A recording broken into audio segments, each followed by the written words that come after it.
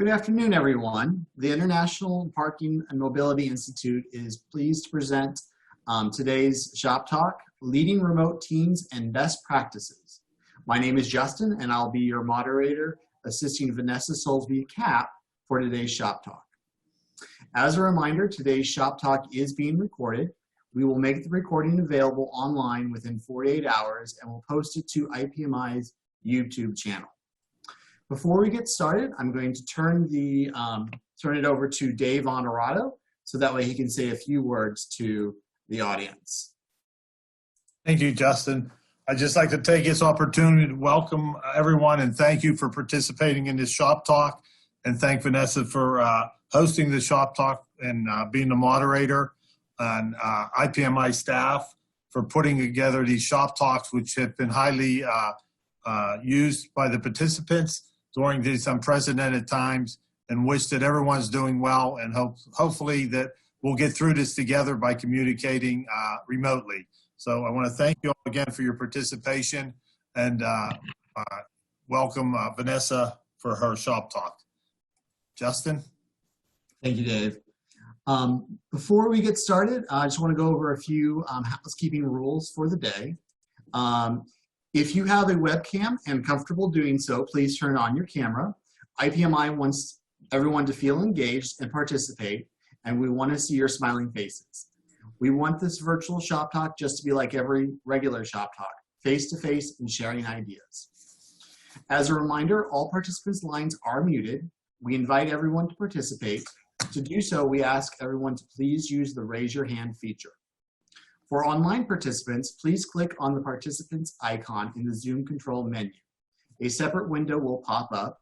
The raise your hand option will appear at the bottom of the participant menu. Once you click raise your hand, we will recognize you and unmute your line. For phone participants, you can press *9 to raise your hands and press *6 to unmute your lines. Once recognized, your microphone will be unmuted and allowed to join the conversation. We ask everyone to please say your name and the organization you work for, so that way everyone knows who you are. You may also type your question into the chat.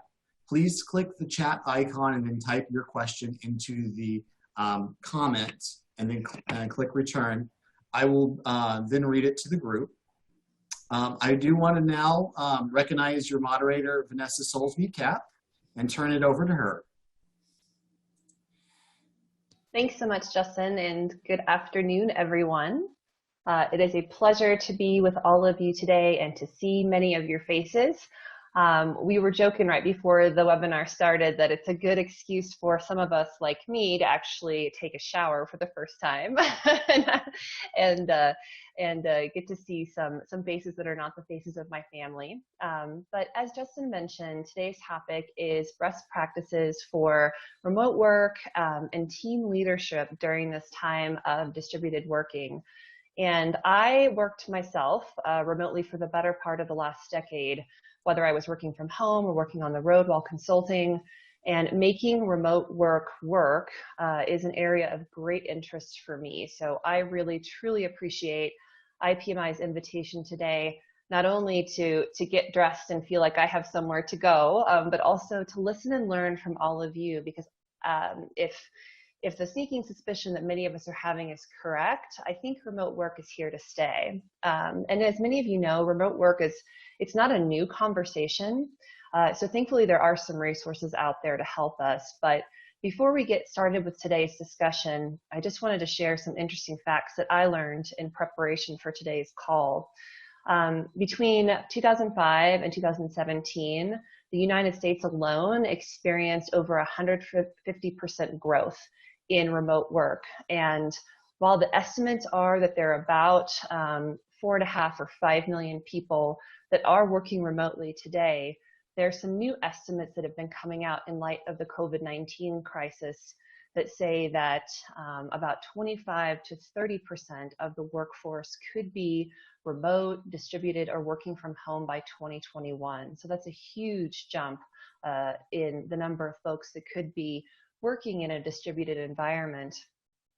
And I think this is especially relevant not only for what we're experiencing with COVID, but also the fact that we are seeing tremendous growth in the gig economy. So that's workers that are contractors, folks that are working remotely and working in different places.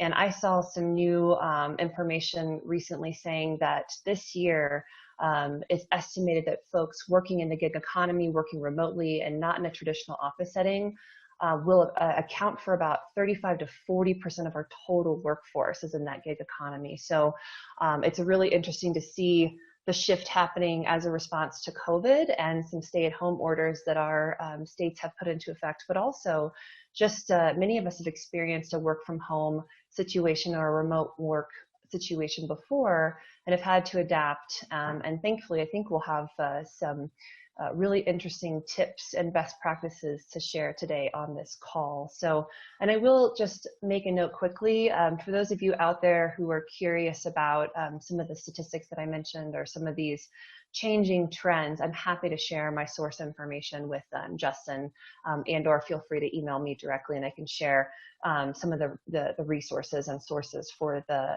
content information that we're sharing today. But I want to start out with more of a silver lining on the best practice front, or an unexpected benefit for a larger number of folks working from home. I've talked to many colleagues here at the town of Estes Park and across the country, and one of the most, it's almost a counterintuitive benefit of remote work is that some teams are experiencing, whether it's under their own steam or they're being forced into it, increased communication and connection, not only among their teams, but among their larger work organizations. And an example that I'll share before opening it up to hear from some of the folks on the call today is that at the town of Estes Park, we have regular meetings of our public works leadership team. We have regular meetings or daily meetings with our staff. And it's just a sampling of different folks in different meetings.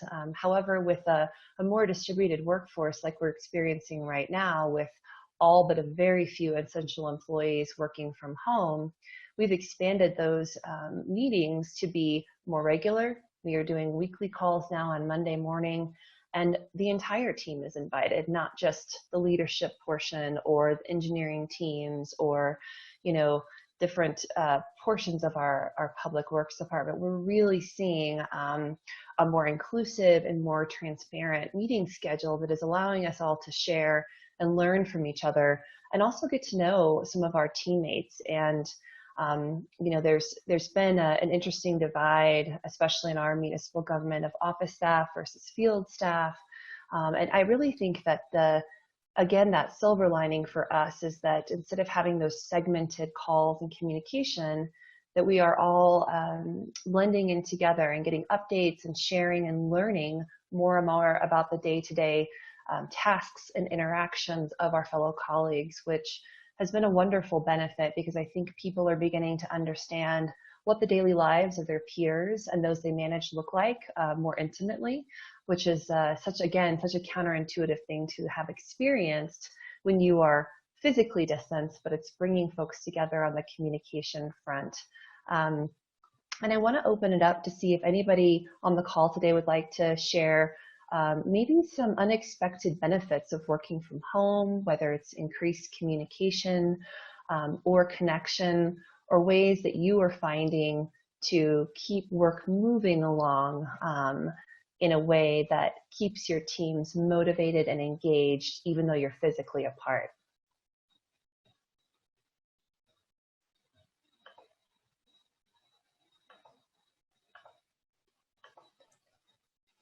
And Justin, you'll have to help me if anyone's raising their hand in the audience, so I know. Oh, wait, we have Elton Crawford. Go ahead, Elton. Yeah, Hi, I'll Elton. I'll take the first stab at it. Thank you. One of the things, first of all, thanks for having us today. One of the things we always talk about under normal conditions is a work-life balance, and I think particularly I'm a retired military individual, and I always put mission first, and then I've worked for the University of Arizona for about 3 years. So the first couple of years, I dedicated a lot of time to learning my job and providing, some value for hiring me. But just in the last few weeks, being at home, it's really apparent that everybody talks about it, but this is really a strive, and you finally reach kind of what you would envision balance is. So I never really had a mental image of what that looked like.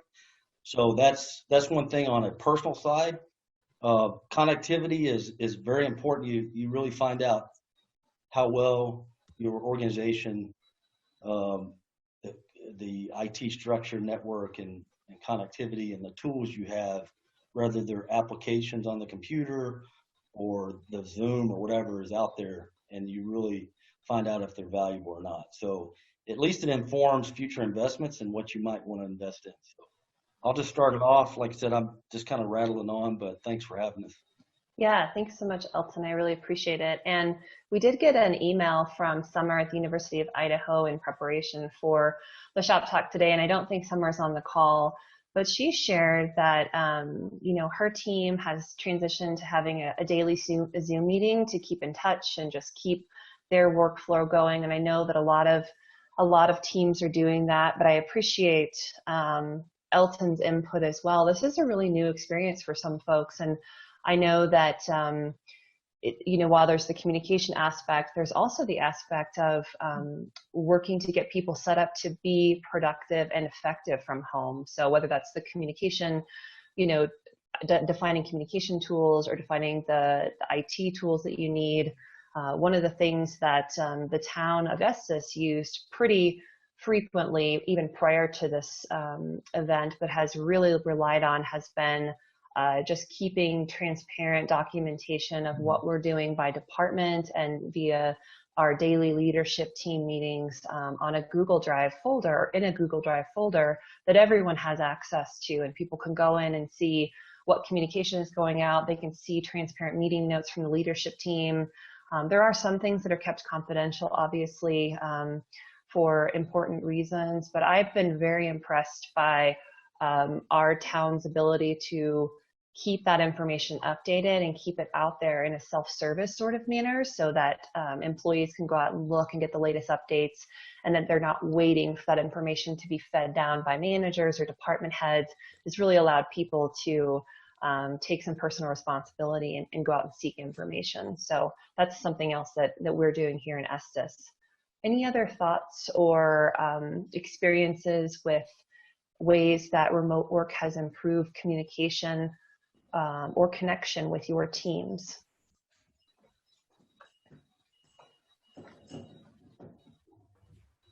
Casey, go ahead. Thanks, and thanks, Vanessa, for leading the charge here. Yeah, I've had the opportunity to work remotely for the past decade or so, pretty comfortable using the sort of typical tools before, Zoom and GoToMeeting and all of that we're using today. And, so I just want to touch on one big benefit, and I had sort of not thought about this all that much. One of the things that I'm really trying to do lately is if I could pick up the phone or if I could send an email or a text, what I'm trying to do instead is go to this platform. So I can see my partner's face. And it just is so, I don't know, it's so much better, and I took it for granted. Just the connection that we can make, it provides the level of quality, but just from a human interaction perspective, it's just been really much more fulfilling personally. So that's what I wanted to share. Thank you, Casey. I appreciate it. That's a great comment. And Justin, are there any other questions? Because Casey's comment sparked something in me that I've been actually talking a lot about with different folks that I work with at the town, related to a new intimacy that we've all kind of stepped into with working from home and having video access into our colleagues and our supervisors' living rooms and offices. But before that, any other online questions? There's no other online questions, but Cynthia did want to make add to the conversation. Yeah, Cynthia, please go ahead. Muted. Hi. Yes, just to follow on what Elton was saying and the Vanessa, you as Casey as well. Increased communication definitely has been one of the benefits, but it's also the streamlining of the communication versus having, as Casey was saying, you're sending emails, or even as we moved into this telework forum, we're chatting back and forth with whatever communications mode you're using. We're using MS Teams for hours. And sometimes we'll have the whole team out there and everybody's just typing away and chatting. And I'll just get to the point where I'm like, okay, stop the madness. It just goes straight into a team call. Just push one button and everybody's on the call. And we can just communicate straight away and just rectify whatever we're discussing that's taken 32 chats to get to. So I think the streamlining based on which mode or what collaboration tool you're using was definitely a benefit. One of the I guess the cons in going from being in a parking office where they thought, okay, parking can never telework, so it was not even considered for us. We didn't have the equipment to do it. Our team wasn't equipped. So we were having to ramp up really fast, not only just to get the equipment we needed to telework, but to learn the tools that they were rolling out for us to use at the same time and still operate, because we were operating. We were supporting everybody because we still had people that were mission essential that needed parking. So that was one of the challenges, but you're absolutely right. This has been, this is going to change the way we look at how we do parking business. And I'm interested to see what's going to come out on the other side for us as a parking organization. Yeah, absolutely. Thank you, Cynthia. Those are great comments. And one of the things that I've been thinking about that your comment touched on was, I think that we all have a great opportunity right now with what we're experiencing. If we didn't think that our business was something that could be transitioned into a remote work environment, or that we could do teleworking, how many of you out there are taking what you're learning right now and creating new business processes and new plans for when, it shouldn't be if, but when this happens again, so that you can more easily and more quickly make that transition into a telework or remote work environment and to make it smoother? I think this is, while it's been very challenging, it's a great opportunity to document some of the processes that we're all going through for our own selves, and then also for those coming down the road. So are any of you currently going through that process right now to document what you're learning, so that when something new comes down the pipeline where you do have to transition quickly to remote work, that you're ready to do that and do that effectively? Looks like we have Glenna. Go ahead, Glenna, you're unmuted. Hi, thanks for having us today, Vanessa. I'm calling from Alaska, and so obviously our experiences may be slightly different than what some of you may be experiencing. But one of the comments I was going to make is that we're used to doing things 4 hours behind everyone else, or 4 hours different than everyone else anyway. And so we also use technology tools pretty often because Alaska is very spread out, and we don't have a high population density in a lot of locations. But one of the comments I was going to make is that this has sort of forced us into some professional development that maybe we weren't anticipating before, because our team is used to working in person. And I think it's really poignant when you say, well, you can't telework, you're managing parking. Well, of course we can. I think it's an automatic assumption that there's something there that can be developed. And I think this is a great forum. I just wanted to say thank you also. It's a great forum for others who develop these processes to be able to share down the line what you have been able to come up with and what can be applied to all locations, even in our environment where we're still dealing with snow removal. And I mean, Vanessa, you maybe too. I don't know what the environment looks like in Estes Park right now, but just yes. thanks.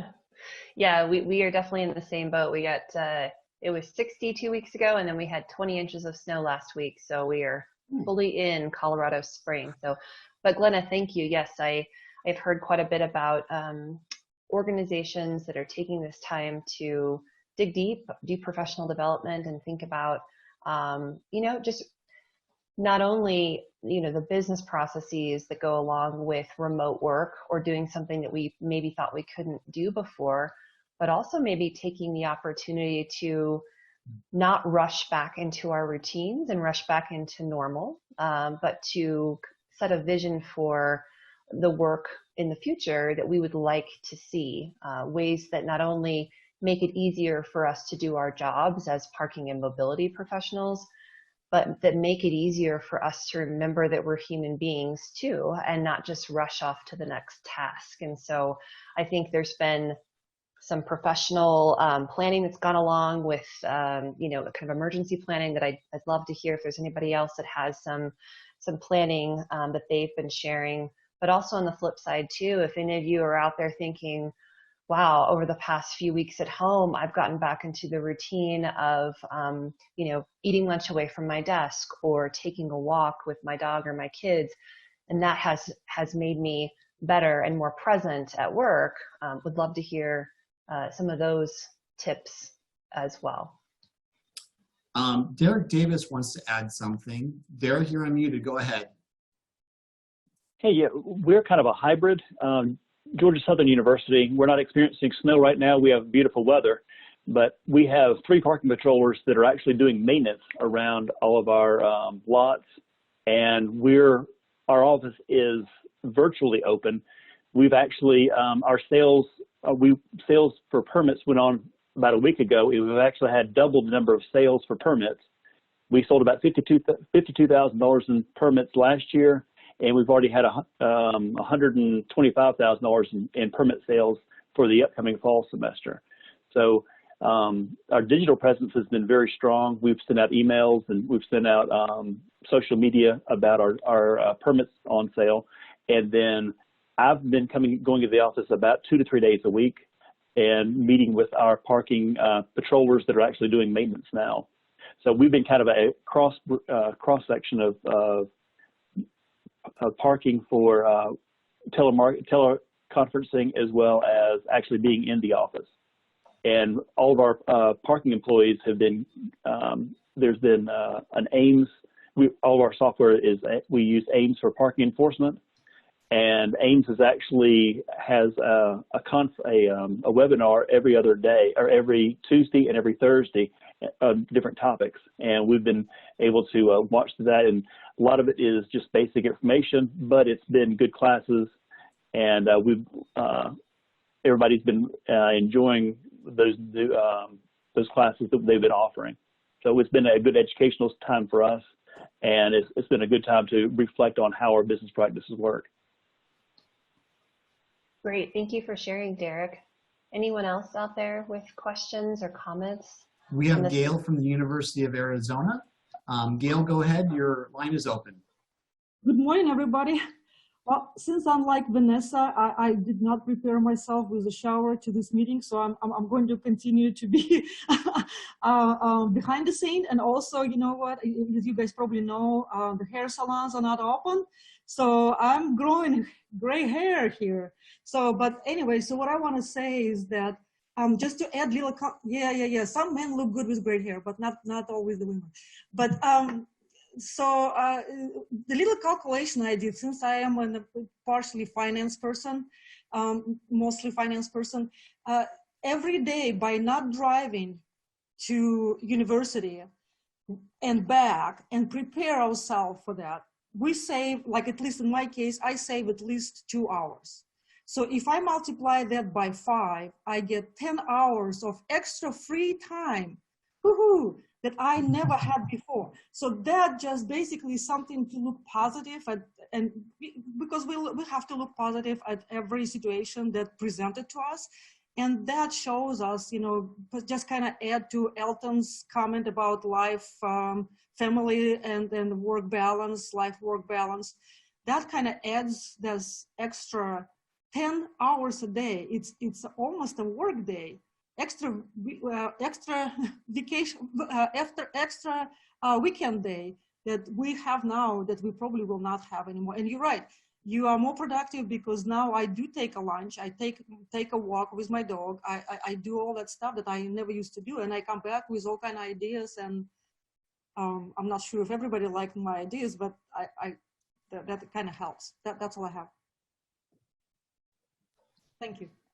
Great, thank you. And yes, I definitely feel your pain, Gail. I turned on my Zoom camera and it was a little frightening at first. So I'm glad I took a shower. But yes, I definitely feel the pain on the grays. They are more prominent than ever these days. Justin, any other question? Oh, looks like maybe Leo. Leo just came in, but we Okay. have Robert Ferrin who has a question. Not Robert. Robert, you can't ask any questions. Thanks, Justin. And I am wearing you can't see the whole shirt, but I'm wearing the food truck shirt from Anaheim from last year's conference. So,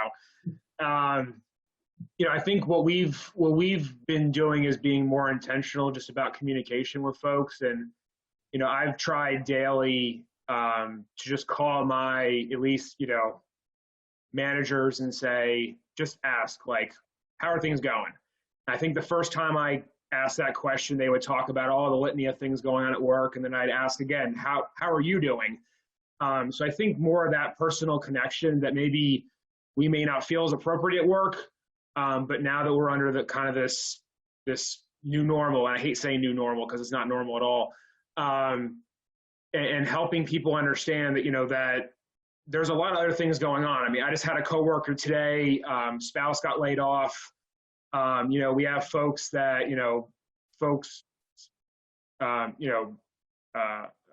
some folks are healthy, some folks aren't. And it's a recognition there's a lot of things going on in life right now. So that's one thing from the communication side. From kind of the planning and the future side, I think we've all been resistant to telework, flex work, especially in big departments where you have so much frontline staff where you may not be able to give that opportunity to them.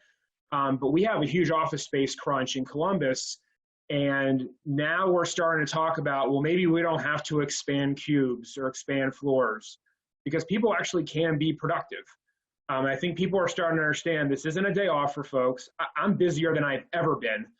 And that's probably one of the challenges now is that work-life balance is going the other way and things are starting to bleed together. Leadership's starting to understand that if you're able to work remotely and given the correct tools, it can work, and that can have huge benefits. Yep, definitely. Thanks so much, Robert. Justin, any other questions waiting? Yes, we have a comment here in the chat. I apologize if I'm reading this and you hear a blower in the background. Our maintenance workers are doing their daily cleanup. Debbie Hoffman writes, our team members are fortunate we have no furloughs or salary reductions. In fact, several of them have commented not only the amount of free time that they've gained, but also the increase to their discretionary budget due to less money spent on gas, dry cleaning, and eating out.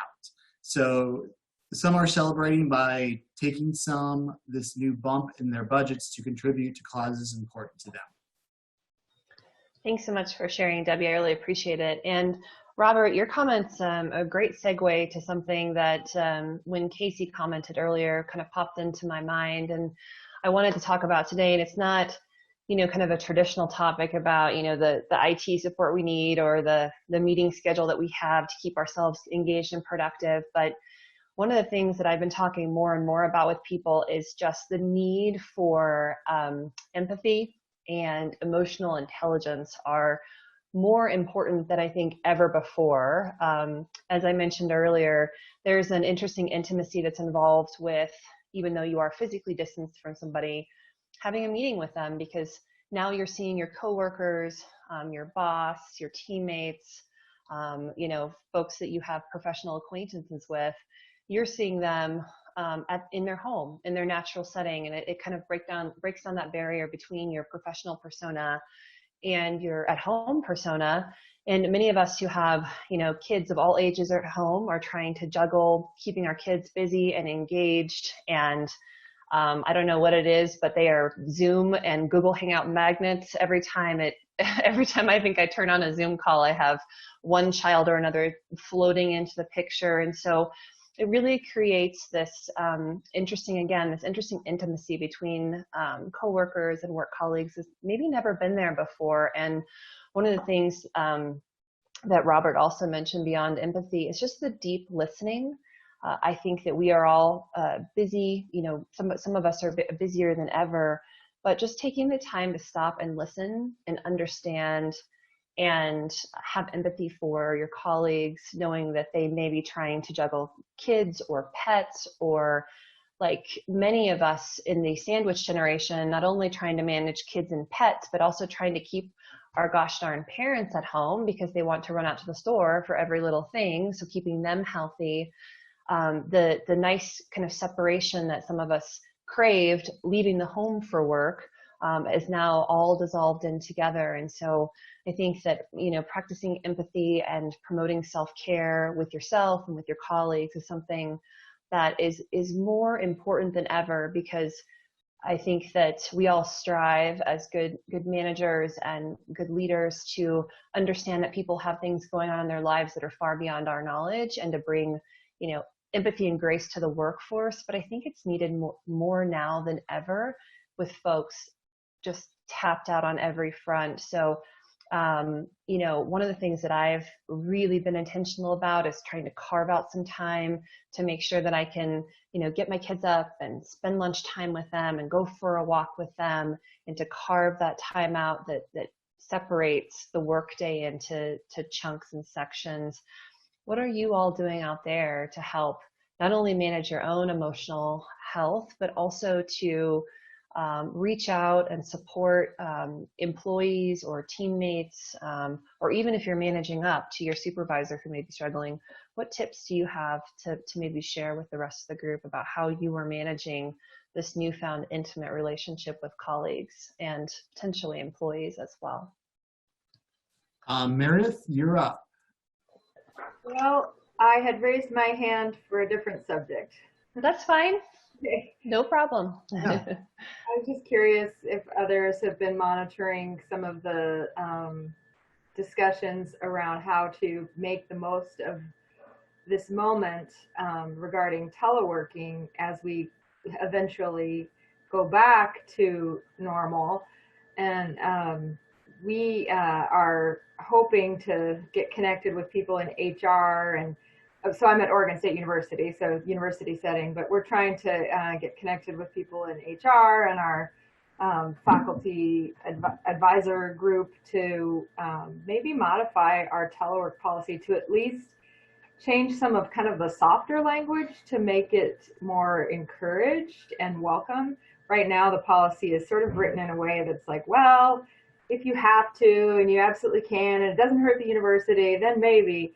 But I think this unexpected, unplanned experiment has really vaulted us forward in our ability to expand telework, which was one of our strategies for a transportation demand management plan that we had just finished right before this was starting. Thank you, Meredith. Yeah, it is a grand kind of forced experience and experiment for many of us. Thank you for sharing. Any other comments about either topic? Casey, you're up next. Thank you. So circling back to the empathy thing, I think that's an incredibly important thing to think about. And I have team members who have been in the industry for decades, really very capable people. And it occurred to me when trying to connect just through what I thought was a simple means, right? GoToMeeting or Zoom or whatever. They were struggling with it, and they didn't have access to their files, and and these people were lost, otherwise highly capable, and just really struggling. So it made me just think a little bit more, and to remind myself to be more aware that this technology may seem simple to some, but it may be really frightening to others. So I'm trying to be more patient, and kind of help any tips or tricks that I have found to, access this technology.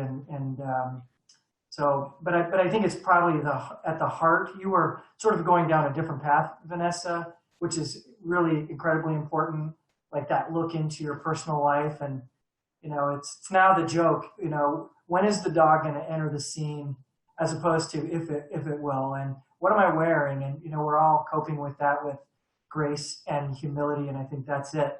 but this other piece of not expecting everybody to be responding equally in the same way with the same sort of optimism that I think most of us on this call are kind of facing it is important too.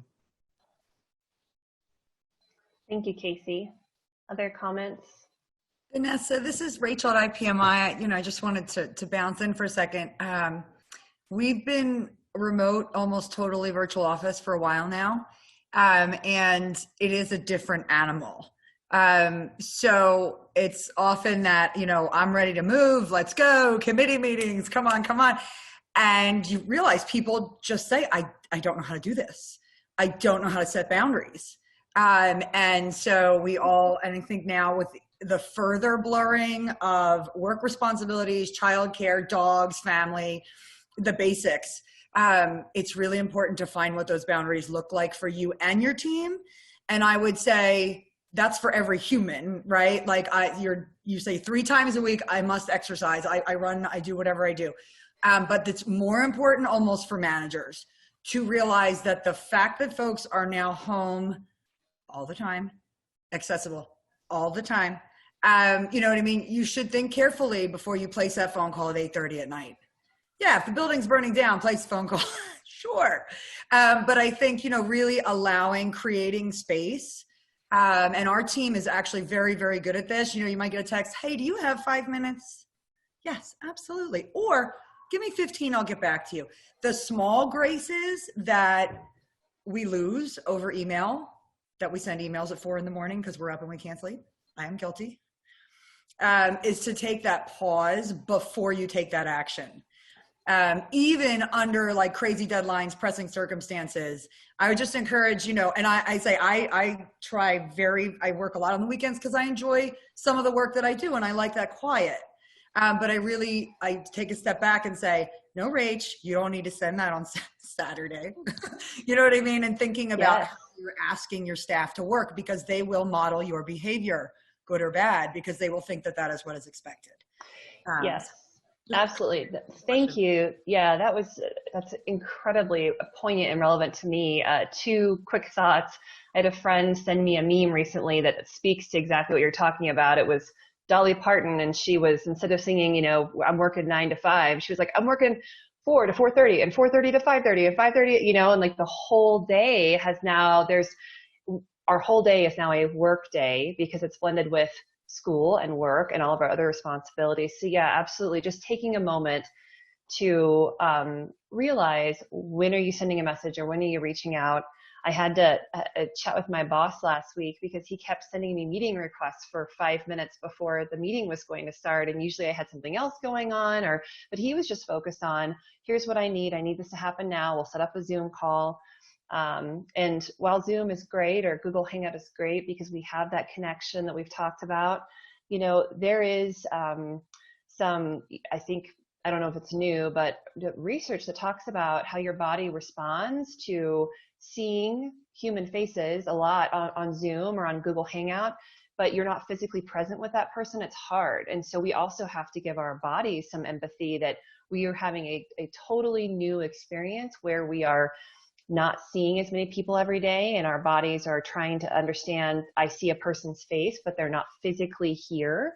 So some of that, the verbal and nonverbal and physiological responses are also being impacted, and we're staring at our screens all day too. So whether or not we have to have a Zoom call, or we can just talk on the phone, or we can send an email, finding ways to kind of mitigate the constant, what has turned the environment into a really 24/7 busy environment with people in different, time zones and things like that. So thank you for that comment. It's a really good one, and it's hard right now because we're all rushing so fast to get the next thing done, that it's important to stop and think, do I need to do this? And is it the right thing to do? And is it the right time and the right communication method? So thanks so much for that. Justin, any other comments out there? Or Nathan questions? Wolf would like to make a comment. Hey, Nate, how's it going? Nathan, go ahead. Hi, thanks, Vanessa. I appreciate you guys putting this on to have this forum to talk. I just wanted to share some really cool things our organization is doing to kind of support our team members during this time. We're 100% event-based, and as a result, we are not having any events right now. So we're using Zoom meetings weekly to kind of provide updates on, timelines as we get them from our leaders. And we're also kind of to get team members to have a little fun and still stay engaged. We do a Zoom meeting on Thursday nights to kind of play a virtual Jeopardy tied back into our policies and procedures, just for people to kind of have fun and still remain engaged with our organization. But the best thing I think that we did was, because we're so event-based and there's no events for the time being, we worked with the Utah Department of Workforce Services to create a virtual job fair for industries that are in need, and for those team members that, are looking for, other positions during this time of hosting no events. And that seemed to have been really popular with our team members, and really appreciated for us to be able to offer kind of other work solutions during this time. So yeah, thank you. I appreciate it. Thanks so much, Nate. I appreciate it. Thanks for sharing the good ideas and things your team is doing. Other questions or comments out there? Cynthia, go ahead. You're unmuted. Cynthia Lane. Can you hear me now? Yep. Okay, Yeah. you must have had me. Just to follow into the same thread, one of the challenges for sure is work-life balance. And what I found was at 9:30 at night, I had folks still logged in and on the computer because they now can remote into their desktop at work. So I had to put out to the team, look, work your core hours, whatever those are. I have folks to go from 6:30 to 2, from 8 to 4. But after you send me your closeout report, I want you off the system. It's almost like a forcing function, because now folks, if they get bored, they jump on and start working again. And what I'm trying to help the team as well as myself find is that work-life balance. It's like, you've got to shut it off. Just when I send the summary report at the end of the day, I literally just log out of my computer and close it down, so I'm not even tempted to get back onto the system. So that's definitely number one. More importantly, just keep in mind that most folks are not used to being separated. We're all on these shelter-in-place orders, and we had a guy to commit suicide in our organization. So you definitely have to be mindful, whereas you might not see this person and think, hey, they're not capable of this. In these times, we can't just say everybody is mentally healthy. And we're going into Mental Awareness Month starting the 1st of May. So just keep that in mind. Although folks seem fine on the outside when we see them every day, definitely staying in contact with them in some shape, form, or fashion, so you can kind of get a gauge on where they are, like what you were saying when you say, well, how are you? And they're telling you about work stuff. You really need to ask that question, how are you doing? Because folks are just not used to being closed in and not interacting humanly. That's just not normal for us. And back to your point, Vanessa, about the scheduling, the last minute meetings, I am deaf about that. Do not call me 5 minutes before the meeting saying we're going to have a brief about this, because my stress level goes to 100. My body definitely reacts, and then I'm pissed for the rest of the day. So it definitely has some negative effects on you. So what I have actually forced my manager to do is, when she comes to me and say, oh, we need to talk about this, I'm like, okay, so when would you like to put it on the calendar? And if it's something too danger close in, I will walk her out on the calendar. But you've got to manage that so that it doesn't become a stressor, because we definitely don't need that in this time right now.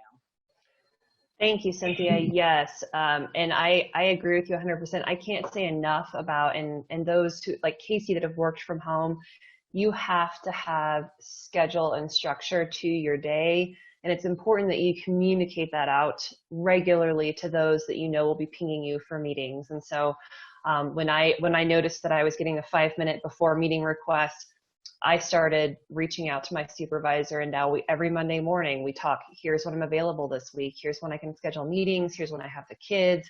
So you're being really intentional about what your day is scheduled out to be, and separating if you can, if it's possible, and I know that people's living situations are totally different, but if there's any way to separate your workspace from your home space, that is so vitally important for the mental shift and focus. And even if you have a small area and when you don't have a separate office or a room, one tip that I learned from a gal who worked from home for several decades is she would have different scents So a candle or a plug-in or something in her different small spaces. So it mentally shifted, oh, I'm in my workspace, or oh, I'm in my personal space. So little tips like that to shift our focus. So thank you, Cynthia, your comments are very well taken. Other comments on that topic?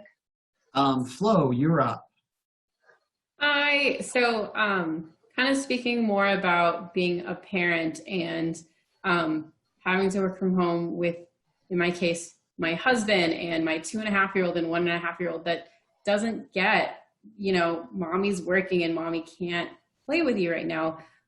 Strategies that I've used that have modestly worked as well as can be with a 2.5 and a 1.5-year-old is, something silly like finding these green headphones so that there's a physical, mommy has this physically different thing on her head. She's working for the next 10 minutes. She's not available. And it's just different, and learning how to, set visual cues and timers with Google to let the kids know that, yes, your mommy's here, but she's going to be working or she's unavailable. And once this comes off, really honoring that and, timer's off, I'm going to go play with the kids for however X amount of time and then come back. It's really about kind of alt tabbing between, like you were mentioning, being in your personal space and being in your workspace.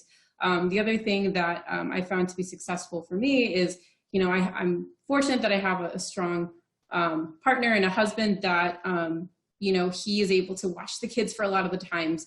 But, if he has to go off and do his own work thing, we try to have discussions the night before and say, okay, from morning time to nap time, you're on kid duty. And then after nap time to dinner time, or to this third snack or fourth snack, I'm in charge of the kids while working, so those are just some things that have worked for us. And I just wanted to share that with the group.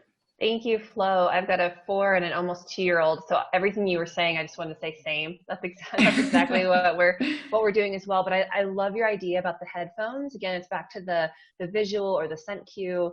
It takes the similar sort of ideology behind, the red and green lights to keep our little kids in their beds. You cannot come out of your room like these are mommy's work headphones. So I love that. It's a great strategy. Other questions or comments out there? Robert Ferrin, you're next. I'll piggyback off that comment first. I've got 7-year-old twins, and I have a wife who's in healthcare. So, creating schedules, especially as the kids get older, creating schedules. They have schedules for their virtual school. I have my own schedule. And we kind of have a policy of, I don't interrupt them, they don't interrupt me. So obviously that doesn't work for the little ones, but as the kids get older, one of the challenges I'm facing and my managers are facing is that the frontline staff that right now, thankfully, we're still all getting paid.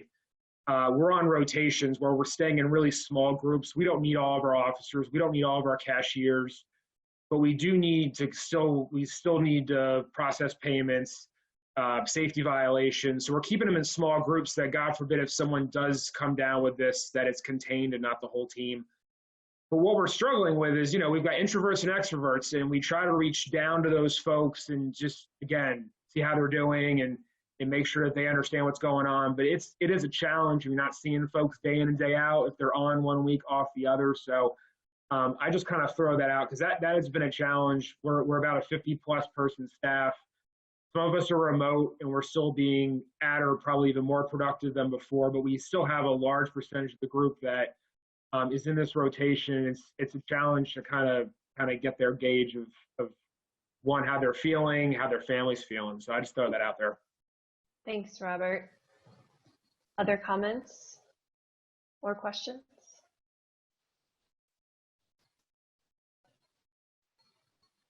All right. So I wanted to bounce in on something that, Robert, you touched on, but Cynthia, you brought up as well. One of the things that's a little off the beaten path that we're doing here in Estes is our local economy is pretty much all tourism driven. So we are facing pretty dire straits, not only for our downtown business community, but for our community as a whole. And one of the things that we have been investing time in not only as a town, but also in partnership with our local chamber and economic development organization and some of our larger employers, is we have put together a weekly, it's a 3-series webinar, and it's focused on what we're all experiencing right now with isolation, the trauma and some of the grief that's bubbled up from the COVID pandemic and from not only remote work, but just being separated and isolated from each other. And while, you know, some of us out there are crazed because we're juggling, you know, kids and parents and dogs and the whole bit, the comment about folks that are home, they're home alone, whether it's our seniors, our colleagues, you know, adult children, some people are feeling more and more and more isolated. And it gets increasingly hard to check in on folks and make sure that they're doing okay. So the webinar that we're doing has spawned a tremendous list of tips and tools for grief and trauma recovery that are very self-service. So I'm happy to share this with IPMI after the call. They're not specific to Colorado or to the town of Estes Park, but we have found great benefit. I think last week we had over 60 people participate and listen in and share their experiences and get some advice on how to deal with anxiety that's manifesting itself in physical ways, or how to know over Zoom if your colleague may be struggling, because you know, folks are just going to say, hey, I'm fine, but there's some things that you can look for in their physical appearance, their nonverbal cues, their responsiveness, the hours that they're keeping, that as managers, we're almost having to be detectives to make sure that we're checking in on our colleagues, but also that we're checking in on our friends as well that may be living alone or in isolated places and maybe not have or may have been laid off and not have that constant connection. So being really intentional about those relationships and our mental and emotional health is incredibly important. So I'm happy to share those resources. And I also want to put in a plug for a recent webinar or a podcast that Brene Brown did. I think it's called Unlocking Us, but she interviewed Dave Kessler, the foremost expert on grief and grieving. It is an hour well spent. I can share that resource as well through the chat or through IPMI. It is absolutely an hour very well spent, and there's some, I think, really kind of life-changing tips in that particular podcast about what we all might be feeling and experiencing and ways to reach out to people. But the one kind of nugget that's stuck with me that I'll share is that, you know, a lot of the anger or grief or emotions that we're all experiencing, it gets more and more challenging when you're in that with somebody, and trying to understand their reactions and trying to think, oh, well, my spouse or my kids are reacting this way and I think they should react that way and I'm getting angry. And that anger kind of like sits with us, and it spreads out not only into our work colleagues, but also into our personal relationships. And so both Brene and Dave gave really excellent ways to recognize what we're experiencing and how we might be reacting to reactions of others that we're not thinking are the correct reaction. So that's a really great resource to share as well. But that's, again, totally off the leading remote teams topic, but I think it's so important that we're all taking care of each other as well and making sure that we are being there, because some of our colleagues and our employees and even our supervisors may not have a support or a mental safety net out there that is desperately needed right now. So just a little sidebar. But Justin, are there any other questions? I didn't know if... No, we just have one last comment from Meredith. Okay. Meredith, go ahead, and if you can, there you go. I just was curious, thinking back on the subject of the meeting today, and I don't know, has anybody else felt a subtle maybe feeling of that it's a little bit harder to be leading a team in this environment? I've been sort of finding myself reflecting on my role a little bit as a group leader in this environment. I'm curious how that's going for others. Rachel, would you be interested in responding to Meredith? Sure. Candidly, if you haven't noticed that it's more difficult to lead in this environment, you aren't paying attention. The stress that, you never know, the Brene Brown stuff is wonderful. And of course I second that, and all the resources. I was just on a call a webinar, Andy Campbell presented from LAS on self-care for HR leaders. And it was really self-care for all leaders. It doesn't really matter. But people are under an insane amount of stress, and you may not have any idea what it is. Whether it's sick relatives, whether it's layoffs, financial worries, or just sort of a crushing sense of fear. Like my daughter personally has this, like a crushing sense of fear about the future. And we can't fix that. You know, that is there. So there are boundaries and people need to work on those things. But as leaders, are we providing, you know, the kind ear that Robert is talking about? Are we really listening to the response? And then are we giving them, there are lots of free resources out there. If you're a meditator, Deepak and Oprah have this amazing series of meditation. If you're a workout person, Peloton offers free, you know, all stuff on your Hulu or whatever.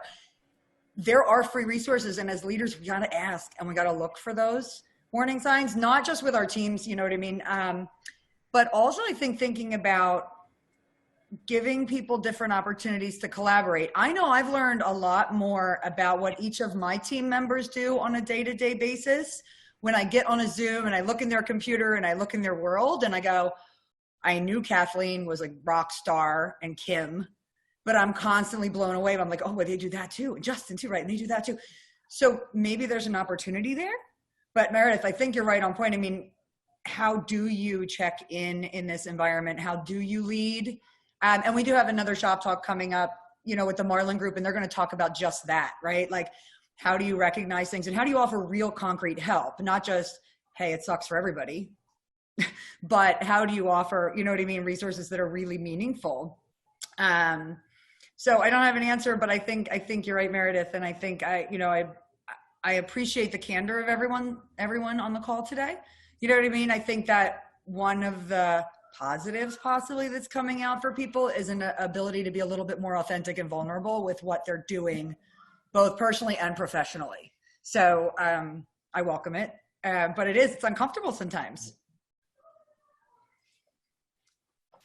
All right, well, that is about all we have for today. Rachel, thank you for that last comment, and a special thank you to Vanessa for moderating today's discussion.